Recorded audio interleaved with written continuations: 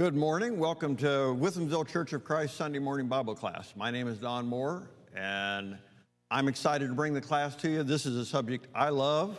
I have a great deal of passion for. Before we get started, I wanted to mention this Wednesday night at 7 o'clock, if you're able, please come out. There will be a devotional inside. Don't forget your mask.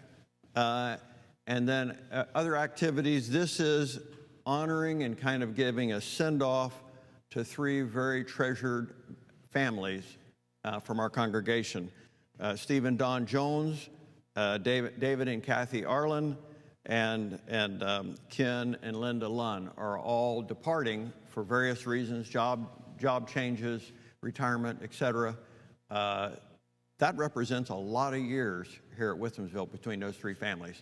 If you can come out to bless them and give them some love, you'll get a lot back in return, and it's a great way to spend a Wednesday evening, 7 o'clock this Wednesday. This is a Bible class. If you don't have your Bible, go get it. 1 Peter 5.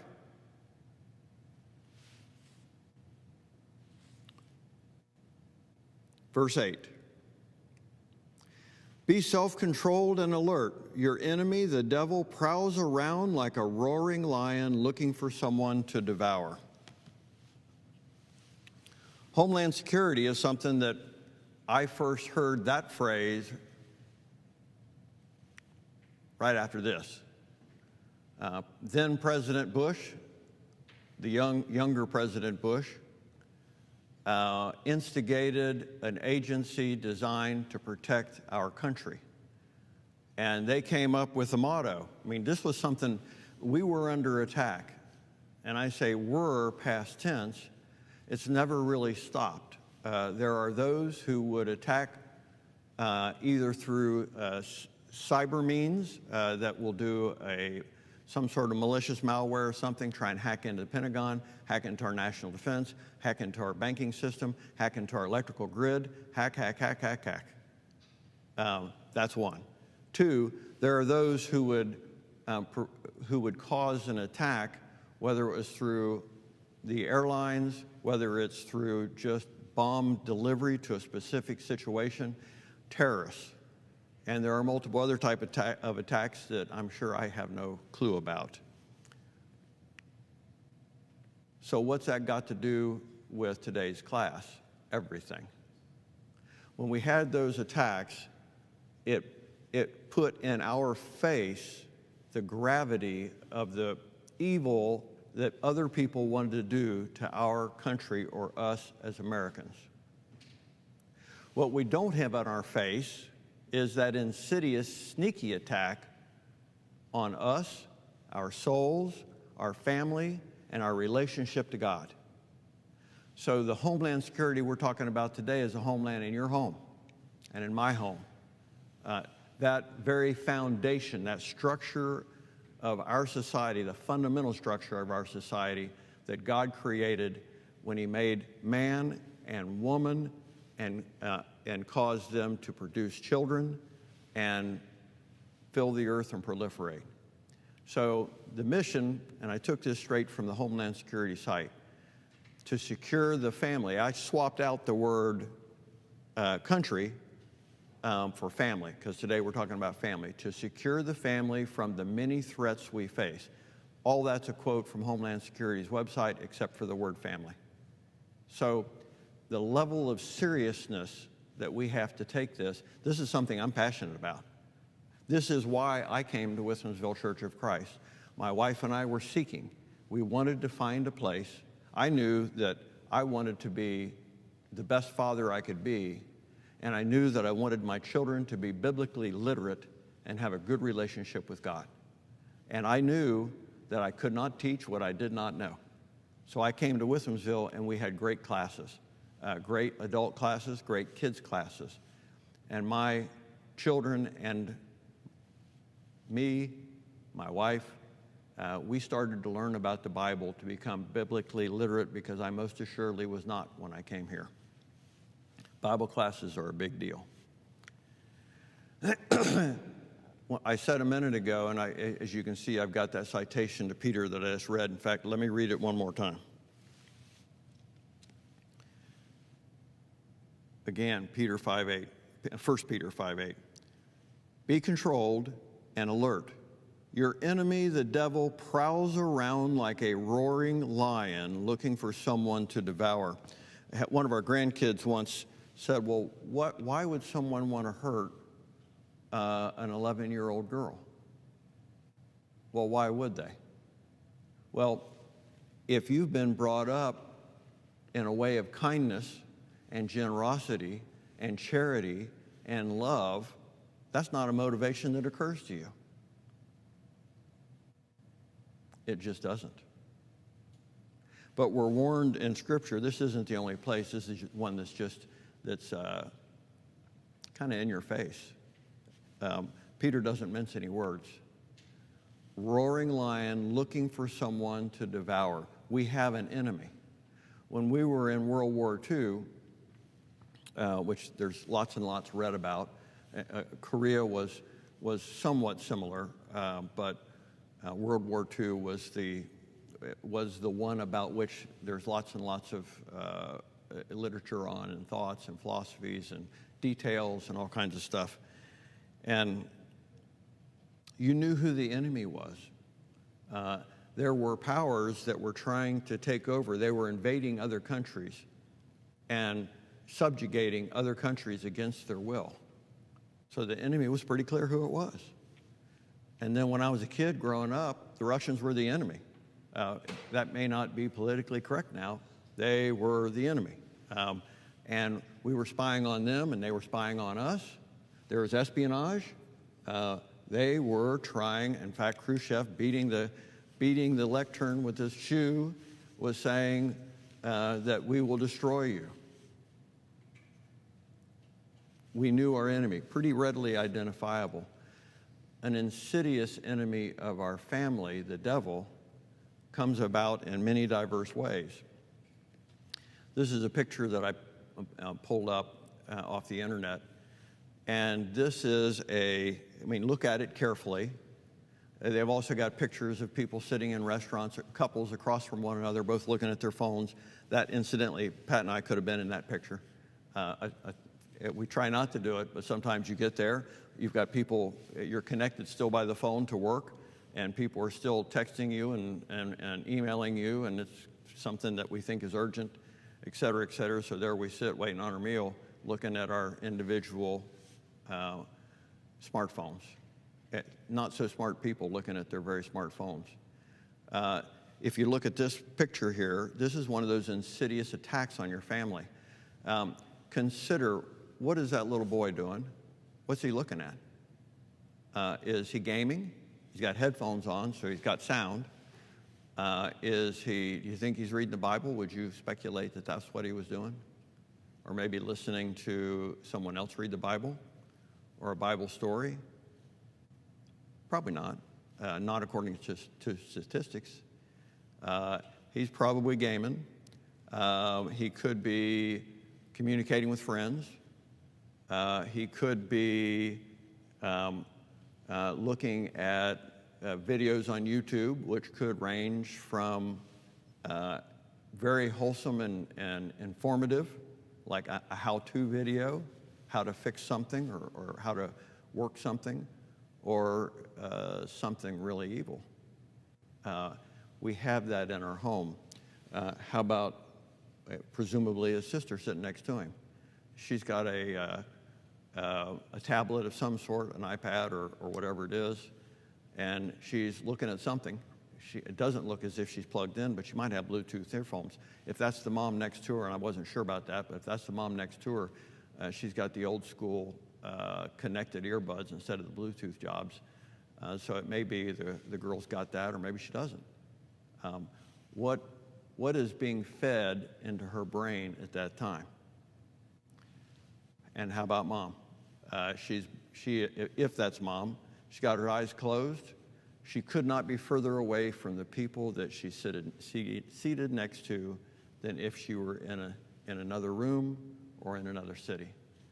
And dad's looking wistfully away, talking on the phone to someone, and it may be business, it may be pleasure, you just don't know from the picture, but whatever it is, you know that he's not connecting with or communicating with any other member of his family. That's an insidious attack on our family. Now, are all those things, all the things that those devices represent and this status represents bad? No. But they're way, way out of proportion, and it is an attack. Took a picture of a TV just because of all the things that the TV brings into your home. This is something that from time to time we've talked about here in Withamsville, and it's like it brings everything into your house, right into your fill in the blank, into your playroom, into your great room, into your bedroom, into your kitchen, wherever you eat meals, and it captivates us. So what does it feed us with? Well, it feeds us with advertising. Some of the most talented people in the world try and figure out how to motivate you to believe that you need something. Need something that you'll have to work and earn more money for, and maybe even borrow money to get, and that in absence of that commercial, you may not recognize you had a need for it at all. In fact, you may not have a need at all. That creates a consumer economy of which we are the biggest, we as a country. That's a negative. That's kind of a soft negative. Another negative is just plain screen time. Between the devices and the television, screen time is kind of over the top. What else does your TV bring to you? Well, you feed your mind, your family feeds their mind with innumerable simulated murders, simulated sexual content, simulated deceit because they're actors. That's on the storylines, and because we become desensitized over a period of time, in order to get shock value, they have to continually up the ante and make it more shocking behavior. Let's define that as more sinful behavior, aberrant behavior, things that we would not consider normal, because that's what gets people's attention. That's what makes an interesting story. And of course, the more interesting a story is, the more people watch, and the more people watch, the more products can be sold, because those eyes are on that television at the time the commercials are being played. Worse, I can say, well, that's fantasy. You know, when I was a kid and I'd watch Westerns, I'd think, yeah, but right after they turned the camera off, that guy got back up. This is just a story. It's like reading a novel. Okay, but I'm seeing simulated murder. That's not good. Let me tell you what's worse. How about you're fed a steady diet of real murder? If you watch 2020, Dateline, a lot of the other shows that are so popular, those aren't about simulated murder. Those are details about investigations of real murder and real deceit and real scandal. And that's what you're filling your mind with, something that you may hear of maybe once in your whole life, in your community, the people around you that make up part of the sphere of people who directly affect you and that you directly affect, maybe once in your life, but you can get a dose of it a couple of times a day or a couple of times an evening, just with a moderate view of television. That's not good for us as adults. We're not any more immune to it than the kids are, and it is especially not good for the kids because they're forming their view of normality, and that's what they're being fed. That too is an insidious attack. So what about kids these days? I've heard stuff like that I heard about it when probably the first time was around the time when Rebel Without a Cause in the 50s. When I was born in the 50s, so before I was paying attention to what happened in the 50s, it was in the early 60s. But kids these days, and it would be then kids these days rock and roll, kids these days leather jackets, kids these days motorcycles. and on and on. Kids don't want to work these days. Nobody wants to work these days, et cetera, et cetera. Kids these days start off and have some of the same fundamental things they've always had, just like we did and all our forefathers back all the way back to Adam and Eve. Everybody wants to be free from danger. Everybody wants to feel that they're loved. Everybody wants to be admired. Those are things about us. We want to have adequate food. We want to have adequate shelter. Those are all the same. Solomon said, nothing newer in the sun. When it comes to people and their fundamental needs and their capacity to learn and imitate and emulate and so on, that's not changed. So what has changed? Because culture has certainly changed. Habits have certainly changed. Overstimulation, the concept of being entertained nonstop. You can be entertained when you're standing in line, and you can be entertained when you're eating your breakfast. You can be entertained while you're brushing your teeth. You can be entertained every moment of the day because of the portability of electronic devices, among others.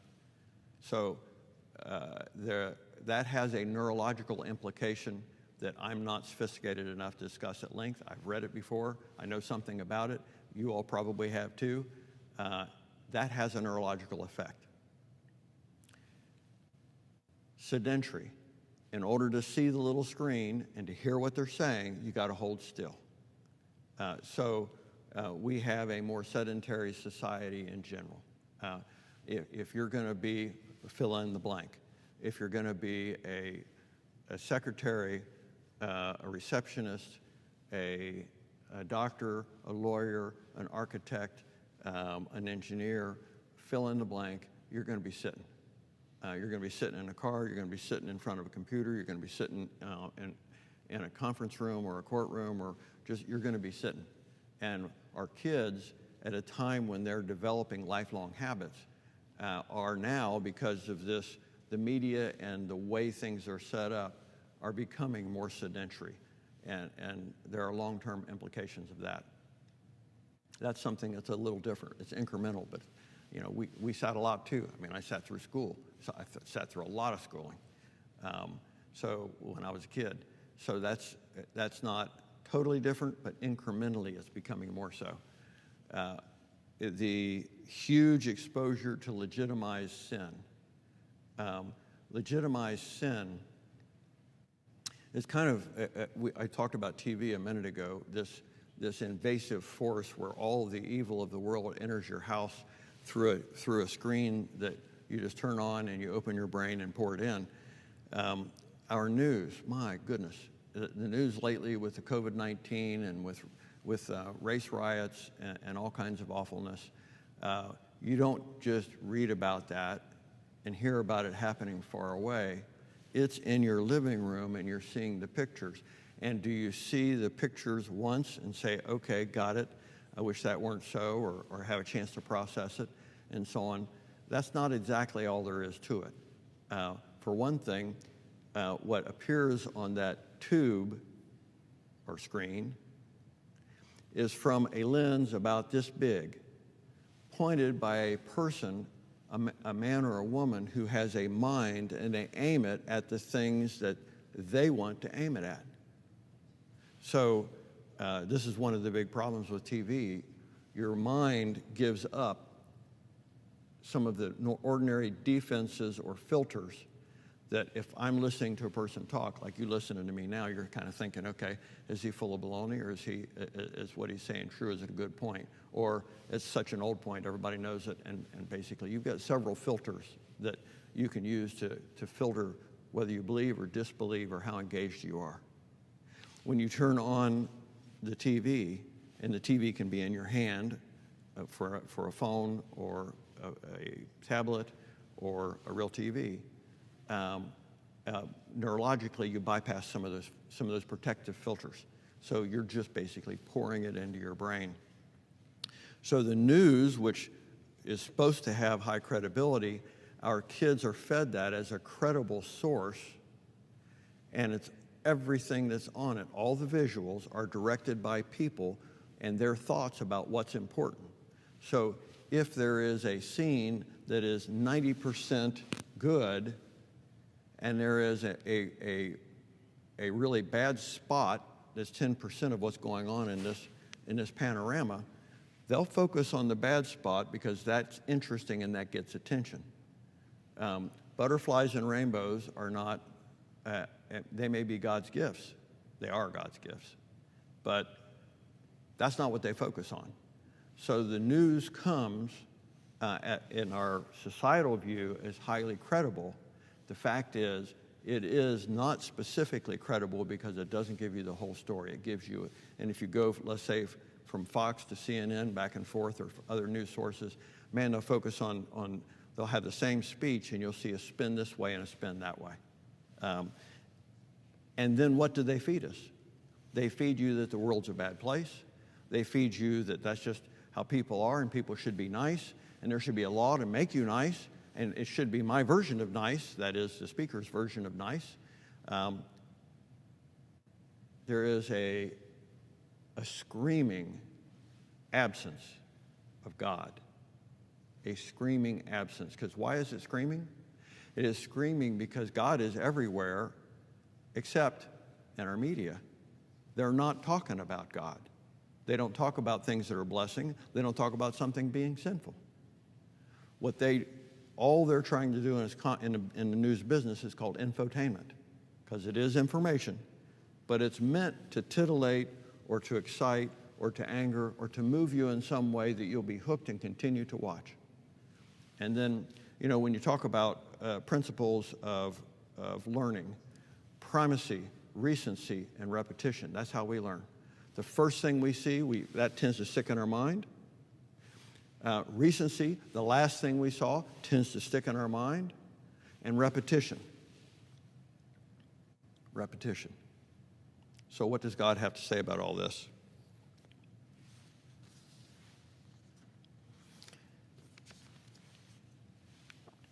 Let's go to Deuteronomy 6, 1 through 9.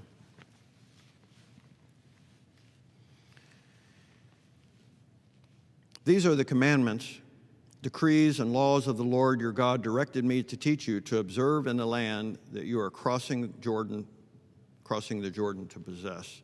These commandments were the 10 commandments he had just given them. So that you and your children and your children and their children after them may fear the Lord and keep God as long as you live by keeping all of his decrees and commands that I give you, and so that you may enjoy long life. Hear, O Israel, and be careful to obey, so that it may go well with you, and that you may increase greatly in the land flowing with milk and honey, just as the Lord, the God of your fathers, promised you. He just talked about commandments. We don't hear commandments on TV, do we? But boy, we get repetition on TV of ugliness and violence and hatefulness and quarreling. And he talks here about fear of the Lord, and he talks about multiple generations. What they hear, what our kids hear, and what they see, and what is repeated is what they're learning. Hear, O Israel, the Lord your God, the Lord is one. Love the Lord your God with all your heart, with all your soul, and with all your strength. Emphasis added, needed, and absolutely absent from most other sources in your children's lives. These commandments that I give you today are to be upon your hearts. Impress them on your children. They're to be on our hearts. That is our very core. If we have these at our core, we can apply them to almost all circumstances. One of the things that we did, I came up with an acronym. I think it was about the time I just got out of law school. It was Give Some Apple, GIVSOMAPPLE. And it was an acronym because I used acronyms to remember all the stuff I was supposed to remember for the bar exam and for other tests that I had to take in law school. Give some apple, no other gods, no graven images, don't take the Lord's name in vain, Sabbath day holy, obey your parents or honor, no murder, no adultery, no stealing, no lying, no envy or covetousness. If you can't do that, please work on it so you can. You don't have to know the words exactly. It's important.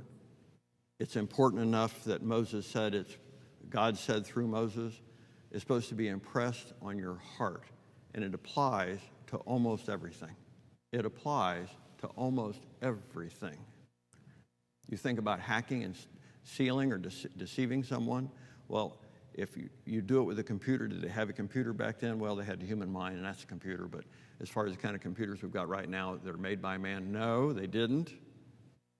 But if someone is stealing with a computer, it's still stealing. Whether they snatch it from your table and run away, whether they sneak into your house and take it away and run away, or whether they take it from your computer.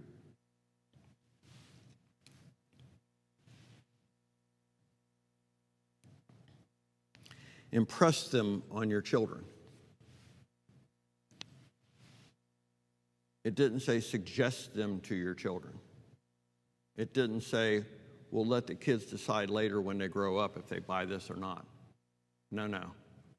It says impress them on your children. Talk about them when you sit at home. Let me catch up a little bit.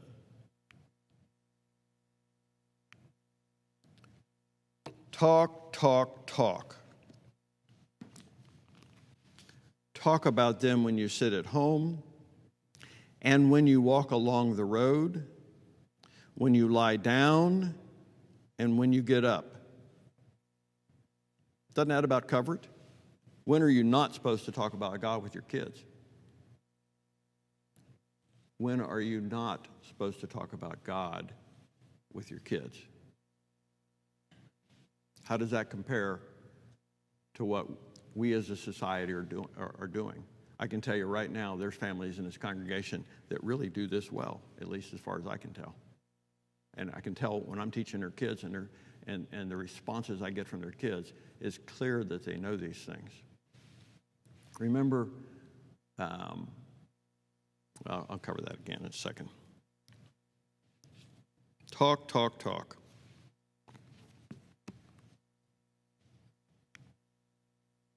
Tie them on your hands and on your foreheads. Those are reflectories. I tried to find a picture. We got a chance to go to Israel, and we went to the Wailing Wall, and there were a lot of people of all ages who had phylacteries, and I don't remember what they call the things where they put them on their wrists and arms, like this boy's got on his. But the phylactery is a little box with some scriptures in it. I mean, pretty radical, right? How about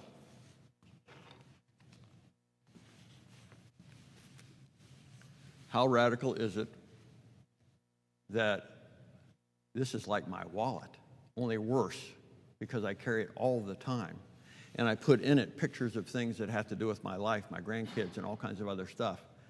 Is this any different than this? The only difference is this is in my pocket or real close to me, sitting in my side in my car or in my office.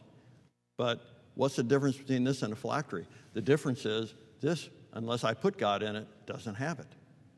The phylacteries were only for that purpose.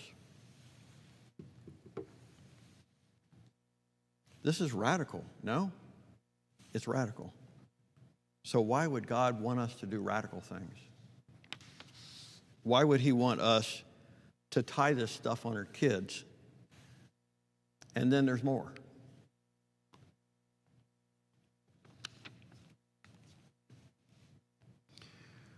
Write them on the door frames of your houses and on your gates. So when they're coming and going from home, they'll see those scriptures. They'll see those laws. They'll see the standard of conduct, not that man made, because in God's eyes, we don't get to make the standards. In man's eyes, we make the standards. We make the laws. We make the rules. We say what's okay now and what's not okay now, and of course, it's ever evolving. God's law isn't evolving. God made the standards. God told us to follow it. And you can't follow what you don't know. When I came here, I was looking for biblical literacy. I wanted to know more about God. I wanted to have a relationship with God that I didn't have. There was a big, big hole in my life that way. And I knew unless I got educated, I could not teach what I did not know.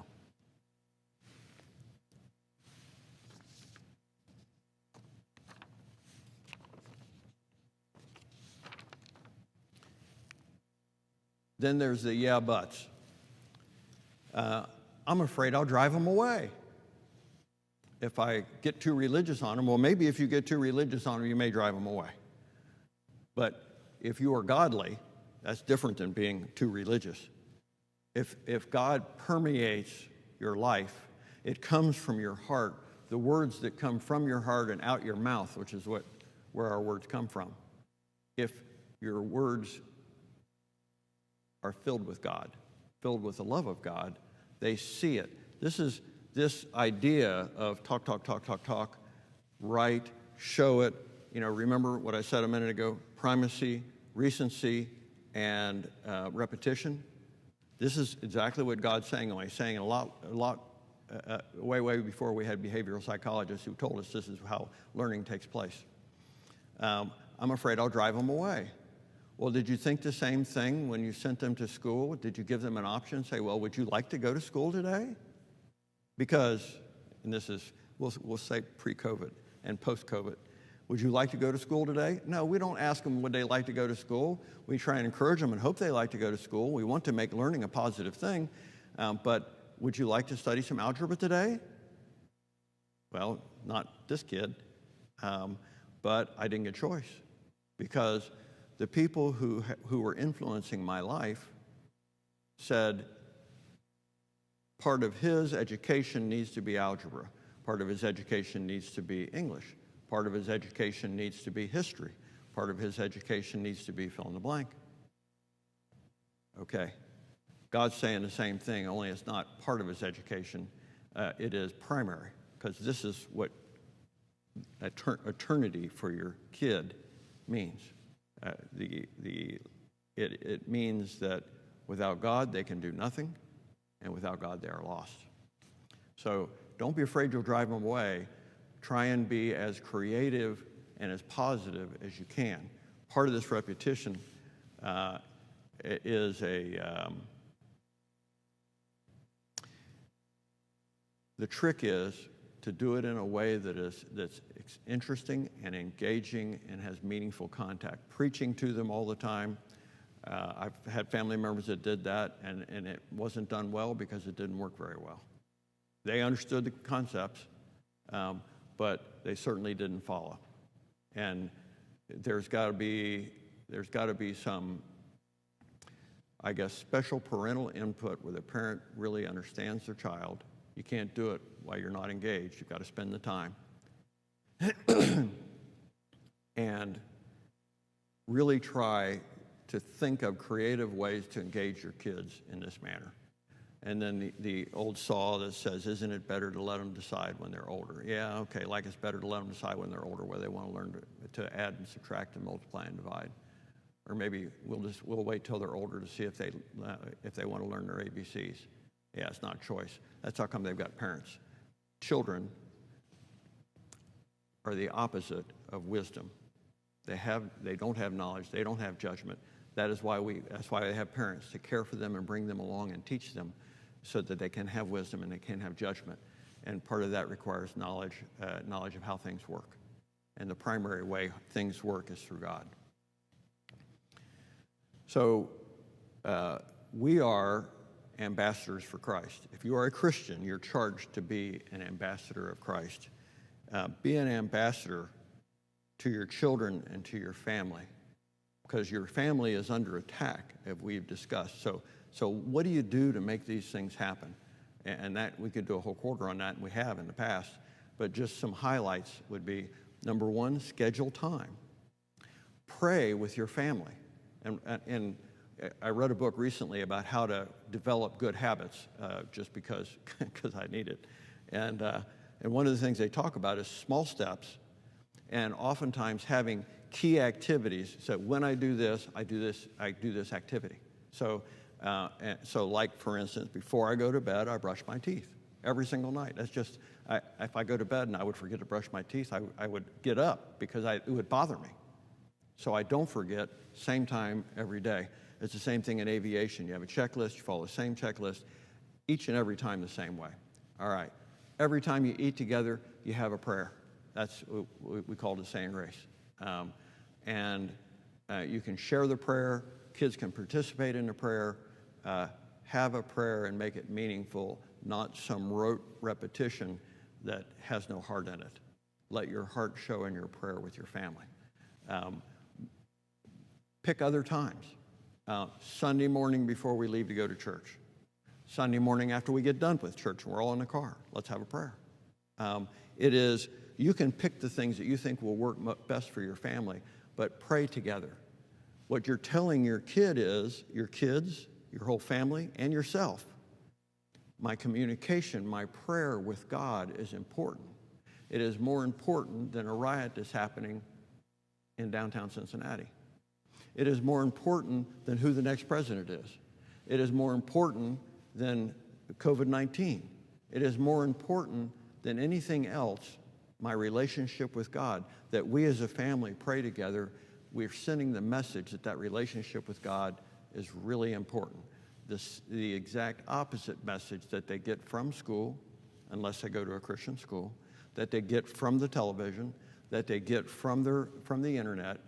The internet is infinitely broad and has a very narrow spectrum developed to relationship with God. What does that say about the importance, the message is sending to your kid as to what's important in life? If they spend more time on algebra than thinking about God, or during a given week, then something's out of whack. That's something you can fix. The other thing is, in every situation, whether you think about how God's blessed you, and verbalize it. This is ministering to your kids. What a beautiful day God's blessed us with. He's blessed us with this food. Don't you feel so privileged or blessed by God that you get to live in the richest, talk about the land of milk and honey, the richest country at the richest time in the history of the world. And you got to be born in this time and enjoy this time. And on and on and on. I mean, in Romans 1, it talks about the evidence is all around us. The evidence is all around us. Teach your kids to see it and be oriented toward a Christian worldview. This is teaching them the things that the world will try and unteach. And you have to overcome that. That is one of the primary attacks. So our Homeland Security for our family is to make them strong against that attack, to arm them with the full armor of God. So we're not only ambassadors. Last week we were talking about being ambassadors for Christ to the world, the community around us. Next week, or this week, we've talked about being ambassadors of Christ in our own family, which is not only maintaining ourselves, but our spouses and our children. And, of course, that extends our parents, our nieces, nephews, grandkids, etc. This is a big deal. We're charged to it. It's not optional. The idea of bringing our kids up in this way, God made it very, very clear. I hope this week is a great week for you and you have a chance to influence some kids within your sphere of influence, whether they're your kids, somebody else's kids, grandkids, whatever they are. I hope you can bring them closer to God. Thanks so much for joining us this morning.